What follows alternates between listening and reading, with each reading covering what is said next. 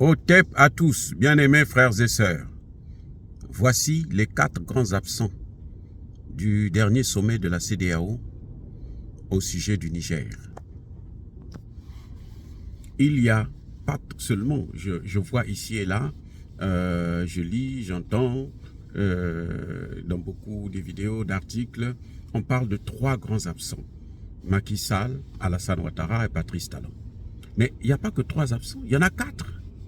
Vous oubliez un grand absent, le plus grand d'ailleurs parmi eux, c'est Emmanuel Macron. Il y a 4 grands absents au ce sommet de la CEDEAO. Il y a Emmanuel Macron qui est là. Vous vous souvenez que c'est Emmanuel Macron, dans le cas du Mali, qui avait dit, qui a appelé, qui a parlé depuis l'Élysée, il dit, moi, j'ai dit, je veux parler au président de la CEDEAO. À l'époque, c'était Nana Akufo-Addo du Ghana. Je vais lui demander de prendre des sanctions. Sous-entendu, je vais lui dire quelles sont les sanctions qu'il doit prendre. Et le lendemain, on a vu la CEDEAO s'aligner, se coucher comme des paillassons, où Emmanuel Macron vient essuyer ses pattes. Vous voyez, donc il n'y a pas 3 grands absents, il y en a 4. Les 4 grands absents. Heureusement que ces 4 grands absents-là, ils ne représentent pas leur population, ils représentent leur ombre à eux. C'est ça qui nous réjouit et nous rassure. Parce que vous allez au Sénégal, que vous allez en Côte d'Ivoire ou que vous allez au Bénin, les populations ne suivent pas. En France, c'est un peu différent parce que les Français ils ne savent pas ce qui se passe exactement. Puisque s'ils suivent les informations de RFI, France 24, TV5, Monde et toute la pacotille de médias mensonges, ils n'ont pas la vraie information, ils ne peuvent pas savoir ce qui se passe. Emmanuel Macron a toujours fait croire qu'en Afrique, dans le Sahel, c'était eux qui, c'était la France qui payait, alors que la France ne débloque rien du tout.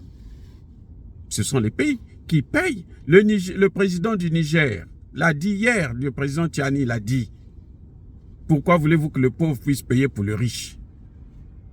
S'ils ne sont même pas capables de payer les impôts, les taxes, pour leurs entreprises qui font de gros profits mal acquis en Afrique, comment voulez-vous qu'ils puissent financer une opération du maintien de la paix, une opération du maintien du terrorisme, qui leur coûte des milliards par jour, 1 milliard de francs CFA par jour? Ils ne peuvent pas le faire.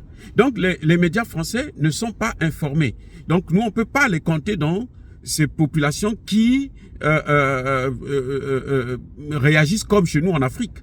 Les Ivoiriens, les Sénégalais, les Béninois, nous savons qu'ils sont avec nous. Ce sont nos frères et sœurs. Nous avons le même sang. On subit le même sort. On se connaît. Vous voyez, c'est d'ailleurs le plus grand reproche que l'on fait à la CEDEAO, que c'est une CEDEAO des chefs d'État ou d'État, pas d'une CEDEAO des peuples. Alors que la CEDEAO est faite pour l'intégration, mais eux, ils sont en train de travailler sur la désintégration. C'est pour ça d'ailleurs que la CEDEAO en question va voler en éclats bientôt. Elle est déjà morte même, si on regarde bien ce qui est en train de se passer.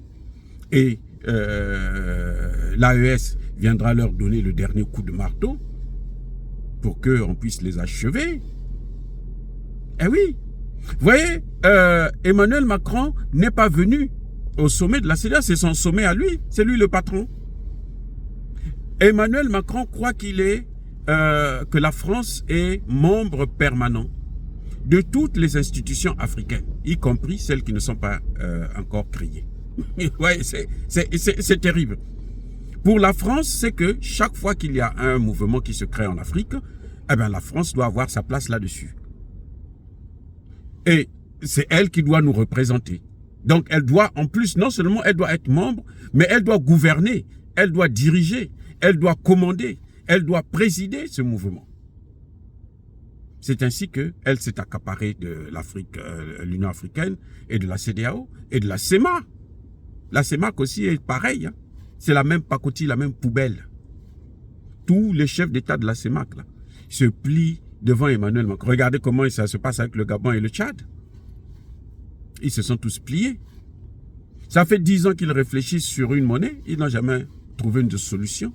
Ouais, comment, vous savez, Quand quelqu'un réfléchit pendant 1 an, 2 ans, 3 ans, 4 ans sur le même sujet, c'est que soit il est bête, soit il n'a rien compris, il est hors sujet. Eh oui.